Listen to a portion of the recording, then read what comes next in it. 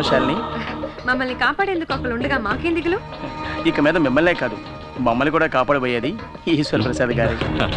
ఇటువంటి మంచి మనసున్న ఆయనకి ఏదైనా ఆపదొస్తే అతన్ని కాపాడడానికి ఖచ్చితంగా దేవుడు ఎవరో ఒకరిని పంపిస్తాడు. అందువల్లే కదా నేను ఇంకా ప్రాణాలతో ఉన్నాను. సతీష్ ఇంకొన్నాళ్ళు హాస్పిటల్లోనే ఉండాల్సి వస్తుంది.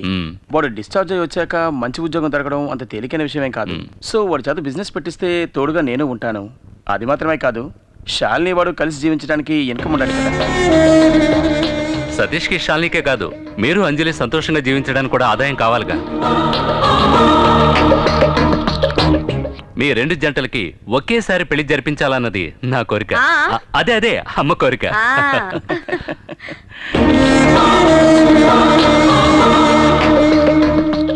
తను సిగ్గుపడి వెళ్ళిపోయింది బాబు.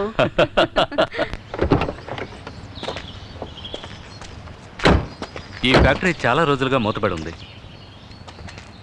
దీన్ని మళ్ళీ ఓపెన్ చేస్తే మీరు ఇంకో బిజినెస్ గురించి ఆలోచించాల్సిన అవసరం ఉండదు. మీకు అర్థమయ్యేలా చెప్తాను. అంజలి తండ్రి చావుకి నాకు తిరువురు నాయుడికి మధ్య ఉన్న పగే కారణం.